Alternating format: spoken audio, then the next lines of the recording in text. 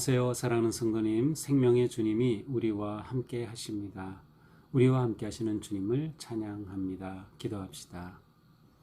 하나님 감사합니다. 오늘도 저희들에게 새날을 주시며 기쁨으로 또 새로운 주간을 맞이하였습니다.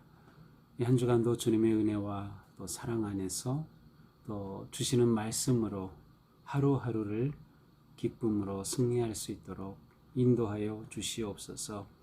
저에게 다가오시는 말씀을 통해 하나님의 마음을 깨닫고 하나님의 뜻을 분별하며 저들의 삶이 오직 하나님을 향해 나아갈 수 있도록 인도하여 주시옵소서.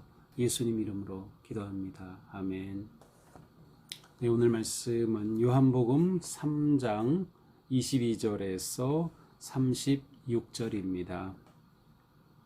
그 후에 예수께서 제자들과 유대 땅으로 가서 거기 함께 유하시며 세례를 베푸시더라. 요한도 살렘 가까운 에논에서 세례를 베푸니 거기 물이 많음이라. 그러므로 사람들이 와서 세례를 받더라. 요한이 아직 옥에 갇히지 아니하였더라. 이에 요한의 제자 중에서 한 유대인과 더불어 정결 예식에 대하여 변론이 되었더니 그들이 요한에게 가서 이르되 라피어, 선생님과 함께 요단강 저편에 있더니 곧 선생님이 증언하시던 이가 세례를 베풀매 사람이 다 그에게로 가더이다. 요한이 대답하여 이르되 만일 하늘에서 주신 바 아니면 사람이 아무것도 받을 수 없느니라. 내가 말하는 바 나는 그리스도가 아니요 그의 앞에 보내심을 받은 자라고 한 것을 증언할 자는 너희니라. 신부를 취하는 자는 신랑이나 서서 신랑의 음성을 듣는 친구가 크게 기뻐하나니 나는 이러한 기쁨으로 충만하였노라. 그는 흥하여야 하겠고 나는 쇠하여야 하니라. 위로부터 오시는 이는 만물 위에 계시고 땅에서 난 이는 땅에 속하여 땅에 속한 것을 말하느니라. 하늘로부터 오시는 이는 만물 위에 계시나니 그가 친히 보고 들은 것을 증언하되 그의 증언을 받는 자가 없도다. 그의 증언을 받는 자는 하나님이 참되시다는 것을 인쳤느니라. 하나님이 보내신 이는 하나님의 말씀을 하나니 이는 하나님이 성령을 한량없이 주심이니라. 아버지께서 아들을 사랑하사 만물을 그의 손에 주셨으니 아들을 믿는 자에게는 영생이 있고 아들에게 순종하지 아니하는 자는 영생을 보지 못하고 도리어 하나님의 진노가 그 위에 머물러 있느니라. 아멘.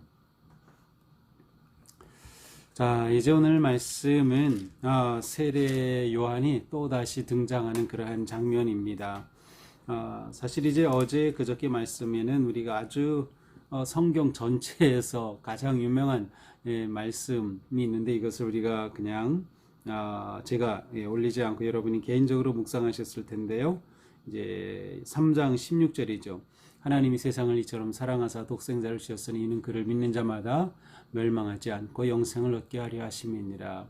예수 그리스도께서 이 땅에 오신 그 목적, 하나님이 독생자 아들을 보내신 것이 영원한 생명을 주시고 구원을 주시려는 그 하나님의 사랑임을 증언하고 있습니다. 자, 이제 오늘 말씀은 다시 세례 요한과 예수님을 동시에 보여주는데요.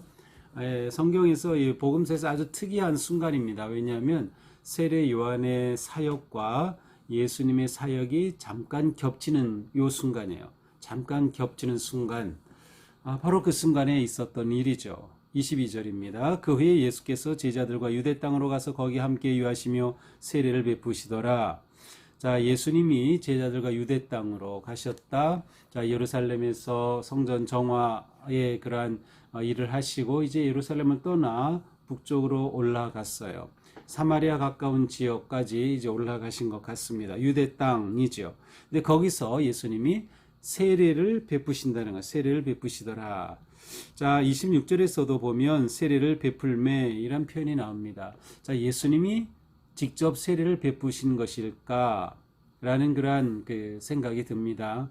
정말 그러셨다면 이때 예수님으로부터 세례받은 사람은 대단한 은혜를 입은 사람들이겠죠. 그런데 4장에 가서 2절에 보니까 예수께서 친히 세례를 베푸신 것이 아니요 제자들이 베푼 것이라 라고 되어 있어요. 그러니까 이 말씀을 근거로 해서 본다면 이제 예수님이 세례를 베푼다 하는 것이 소문이 퍼졌지만 사실은 예수님이 아니라 예수님의 제자들이었어요. 자, 예수님의 제자들이 왜 세례를 베풀었을까? 아마도 예수님의 처음 제자들은 세례 요한의 제자들이었거든요. 그러므로 세례 요한의 사역이 세례였어요. 따라서 요한의 제자들이었던 이들이 예수님을 따르지만 세례를 베푸는 것을 예수님이 허용을 하셨다. 암묵적으로 예수님이 그것을 받아들이신 것이다 라고 생각해 볼 수 있겠습니다. 자, 23절. 이때 요한도 예수님과 사역이 겹치는 시기예요. 요한도 에논이라고 하는 곳에서 세례를 베풀고 있었습니다. 많은 사람들이 요한에게 와서 세례를 받고 있었죠. 에논이라고 하는 곳은 이제 사마리아 지역에 해당이 되는데 예수님이 계신 곳과 그리 먼 곳은 아닙니다. 예수님이 이제 예루살렘에서 유대 땅 그 북쪽으로 올라가셨고 이제 세례 요한은 바로 그 에논에서 세례를 베풀고 있는 상황이죠. 24절. 요한이 아직 옥에 갇히지 아니하였더라. 요한이 아직 옥에 갇히지 아니하였다. 이것은 이제 앞으로 요한이 옥에 갇힐 것임을 보여주기도 하고요. 이미 이 사건 뒤에 회고적으로 기록하고 있기 때문에 이때는 요한이 옥에 갇히기 전이다. 이것은 아직 예수님과 함께 짧은 기간인데요. 아주 짧은 기간인데 함께 사역이 겹치던 그런 특별한 때임을 보여줍니다. 이후에 이제 예수님은 갈릴리로 가셔서 거기서 복음 사역을 본격적으로 시작하시게 되죠. 25절. 자, 이렇게 되자 이런 상황 속에서 요한의 제자들과 유대인 사이에 정결 예식에 대한 변론이 있었습니다. 아마 여기서 유대인은 이제 유대인 지도자들이죠. 종교 지도자들이겠고요. 그래서 그들이 요한에게 와서 요한의 세례를 베풀고 많은 사람들이 요한에게 몰려오니까 요한과 시비가 붙었던 것 같아요. 정결 예식에 관해서. 그러니까 요한의 제자들이 바로 이들과 함께 이러한 그 논쟁을 하고 아마도 이들은 당연히 세례 요한 그들의 스승인 요한을 변호하고 지키는 그러한 변론을 했을 것 같습니다. 자, 그리고 나서 그들이 세례 요한에게 이렇게 말합니다. 랍비여, 선생님과 함께 요단강 저편에 있던 이곳 선생님이 증언하시던 이가 세례를 베풀매 사람이 다 그에게로 가더이다. 그러니까 요한의 제자들이 선생님 요한에게 말하는 거죠. 선생님이 말씀하신 그분 있죠. 선생님이 이분을 위해 왔다. 이분을 증언하기 위해 나는 그의 신발 끈조차 풀 수 없다라고 했던 그분, 바로 그분이 지금 세례를 베풀고 있습니다. 그런데 사람들이 그에게로 다 몰려가고 있습니다. 이렇게 말하는 겁니다. 일종의 위기감이죠. 세례자 요한의 제자들의 입장에서는 이제 요한을 따르던 사람들이 요한에게 세례를 받는 사람들이 이제는 예수님에게로 몰려가고 있는 그러한 상황 속에서 위기감과 한편으로는 경쟁심도 있겠죠. 그러한 표현을 하죠. 그러자 요한이 대답합니다. 하늘에서 주신 바가 아니면 아무것도 받을 수 없다. 이것 하나님께서 하늘에서 하시는 것이다. 하늘에서 주신 것이다.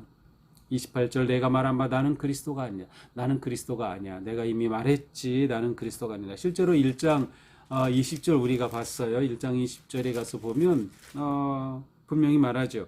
요한이 드러내어 말하고 숨기지 아니하니 나는 그리스도가 아니라 한데, 분명히 요한이 이렇게 자신은 그리스도가 아니라고 말한 바 있어요. 그래서 내가 이렇게 말하지 않았느냐? 그의 앞에 보내심을 받은 자일 뿐이다. 그러니 이 사실을 증언할 자는 너희다. 너희가 바로 이것을 증언해야 된다. 무엇을요? 세례자 요한은 그리스도의 오심을 준비하는 자이다 라는 것을 너희가 증언해야 한다. 29, 30. 신부를 취하는 자는 신랑이나 서서 신랑의 음성을 듣는 친구가 크게 기뻐하나니. 자, 여기서 신부를 취하는 자는 신랑이나 라고 되어 있는데, 아마도 신랑은 예수 그리스도를 의미하는 것 같고요. 신부는 그를 따르는 이렇게 세례를 받으러 갔던 많은 사람들, 예수님을 따르는 자들로 보입니다. 자, 이렇게 이런 모습을 보면서 오히려 신랑의 친구가 기뻐하는 거죠. 결혼식 할 때 들러리로 있고 친구들이 있을 때 자기 친구가 결혼할 때 신부가 아름다운 신부와 결혼하는 친구를 보면 너무 기쁜 것처럼 사람들이 예수께로 가는 그것이 너무도 기쁜 마음인 거예요. 그러니까 세례자 요한은 그의 기쁨이 예수 그리스도로 인한 기쁨인 것을 알 수 있어요. 그의 기쁨의 근원은 예수 그리스도였던 것이죠. 그러면서 그는 엄청난 선언을 합니다. 그는 흥하여야 하겠고 나는 쇠하여야 하리라.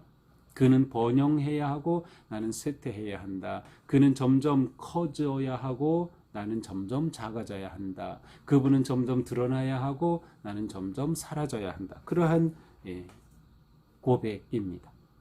자, 세례자 요한의 이러한 모습은 예수님과 그 사이의 관계에 있어서 분명한 자신이 누구인지에 대한 인식이 있었음을 알 수 있습니다. 자, 31절부터 36절은 이제 그 사도 요한이 이제 기록하는 내용이죠.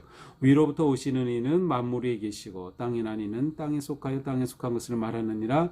하늘로부터 오시는 이는 만물 위에 계시나니. 자, 예수 그리스도는 위로부터 오신 분, 하나님이 보내신 분이고 또 하나님의 아들이죠. 이 34, 35절을 보니까 하나님의 아들이셔요. 그리고 하나님께서 성령을 한량없이 부어주신 분이다. 자, 여기에 보면 하나님께서 아들을 보내셨고 그 아들에게 성령을 부으셔서 아들이 해야 할 그 복음의 사역을 감당하도록 하시는 거예요. 성부 하나님, 성자 예수 그리스도, 성령 하나님이 세 분이 함께 사역하시는 그러한 모습을 이 장면이 보여주고 있습니다. 이 말씀을 통해서 우리는 삼위 하나님의 일하심을 보게 되는 것이죠.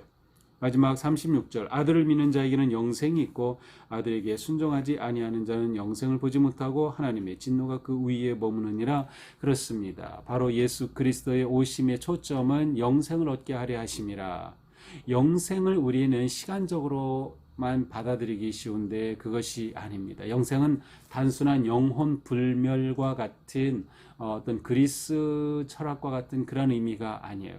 영생에 있어서 가장 중요한 개념은 관계성입니다. 하나님과 내가 완전히 회복된 친밀한 관계를 가질 때 그것이 바로 영생의 관계에 들어간 것이에요. 영생을 누리는 것이죠. 바로 이러한 개념으로 우리는 봐야 한다. 따라서 영생은 나중에 죽어서 누리는 것이 아니라 이미 현재에 누리고 있는 것이 영생의 삶입니다. 이미 주어진 것이죠. 요한복음 5장 24절에 가서 보면 이런 말씀이 나와요. 내가 진실로 진실로 너에게 이르노니 내 말을 듣고 나 보내신 이를 믿는 자는 영생을 얻었고 이미 얻은 것입니다. 영생이 영원한 나중의 시간으로 생각한다면 지금 얻었다는 것은 이게 이해가 안 되죠. 그러나 영생은 바로 이미 우리가 누릴 수 있는 것이에요. 하나님과의 사랑의 관계, 하나님과 내가 연결되고 하나님의 생명이 내 안에 영원히 살아있는 그 아름다운 모습이 바로 영생이죠. 물론 이 영생은 마지막에 완성이 됩니다. 그래서 시간적인 개념도 포함은 되어 있어요.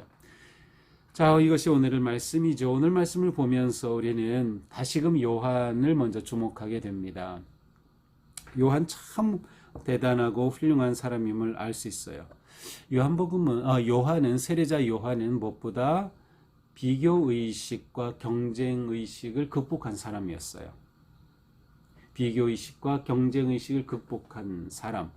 물론 한편으로는 경쟁의식이 우리의 삶을 추진해 갑니다. 일할 때, 사업할 때, 공부할 때 어느 정도 경쟁의식이 우리로 하여금 그렇게 열심히 하게 만드는 좋은 점도 있어요. 그러나 상대에 대해서 누군가에 대해서 경쟁의식을 갖는다는 것은 서로 대결하는 그러한 관계인 것이죠. 그런데 세례 요한은 그러한 모든 것을 극복했어요. 비교와 경쟁의식을. 누구와? 예수 그리스도와 말이죠. 예수 그리스도와 비교와 경쟁의식을 나누지 않아요. 제자들이 와서 큰일 났습니다. 예수에게로 사람들이 몰려갑니다. 하지만 세례자 요한은 그것을 경쟁적으로 받아들이지 않아요. 오히려 그분이 잘 되는 게 내 뜻이다. 그것이 내 기쁨이다라고 말하는 것이죠.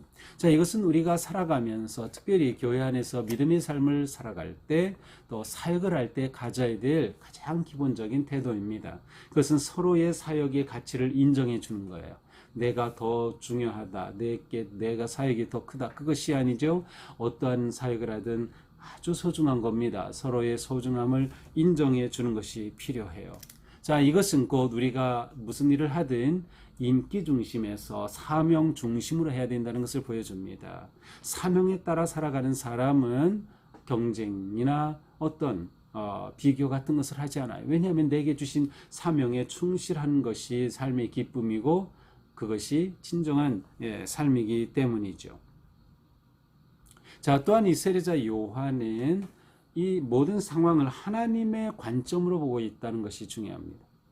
인간의 눈으로, 자기 개인의 눈이 아니라 큰 하나님의 눈으로 보고 있어요. 그렇게 본다면 지금 예수님께로 사람들이 몰려가는 것, 이 모든 것들은 다 하나님께서 이루어 가시는 큰 그림 안에서 좋은 일들, 선한 일들이죠. 이렇게 큰 눈으로 보는 것이 중요해요.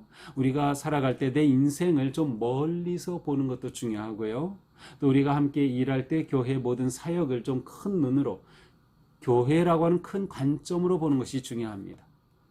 그렇지 않으면 때때로는 내가 하는 사역을 인정해 주지 않고 또 목사님도 내가 하는 사역보다 다른 사역을 더 중요하게 보시는 것 같고 막 그런 거 느껴질 때 있을 수 있어요. 그런데 우리는 내가 무엇을 하든 그것이 아니라 하나님의 마음과 눈으로, 교회라고 하는 큰 그림으로 보게 되면 우리는 내가 맡은 사역의 소중함과 함께 사명에 충실한 삶을 살아갈 수 있다는 것이죠.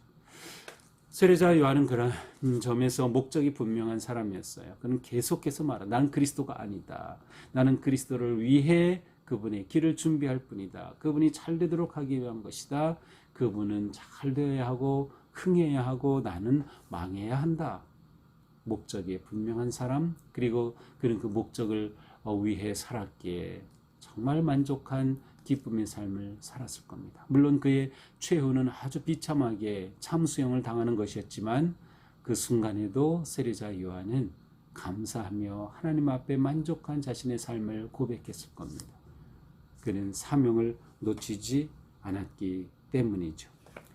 오늘 우리에게 이러한 삶, 또 이러한 성도, 이러한 사역자가 필요합니다. 사명을 놓치지 않는 사역자, 하나님의 마음과 눈으로 보는 사람, 그리고 오직 그리스도를 높이는 사람, 그리스도가 잘 되고 그리스도가 알려지고 예수님이 모든 것에 드러나는 것을 기뻐하는 그리스도 중심의 삶, 바로 그러한 성도가 이 새 시대, 새해 놀라운 하나님의 나라를 아름답게 세워갈 것입니다. 오늘 하루 우리가 사는 동안에도 세례자 요한과 같은 마음을 가지고 큰 그림을 보면서 나를 향한 하나님의 큰 뜻을 멀리 내다보면서 담담하게 그리고 사명을 놓치지 않고 승리하는 복된 하루가 되기를 축복합니다. 기도합시다. 하나님 감사합니다. 오늘도 말씀을 통하여 우리가 어떠한 모습으로 살아야 할지, 또 어떠한 마음과 태도로 살아야 할지를 보여주셨습니다. 세례자 요한처럼 우리가 그릇된 경쟁의식이나 비교의식에 빠지지 않게 하여 주시고, 또한 우리가 성도로서 서로의 사역과 존재를 존중해주며 그 가치를 인정해주며, 또한 내가 나아갈 삶의 방향과 사명을 놓치지 않도록 인도하여 주시옵소서. 맡겨진 사명을 감당할 때 그 기쁨이 우리 가운데 넘치는 복된 하루, 거룩한 하루가 되게 하여 주옵소서. 예수님 이름으로 기도합니다. 아멘. 네, 오늘 하루 지나는 동안도 사명의 초점을 잃지 않을 때 우리는 감사와 기쁨으로 오늘 하루 승리하리라 믿습니다. 오늘 하루도 주님의 은혜로 행복하기를 축복합니다. 사랑합니다.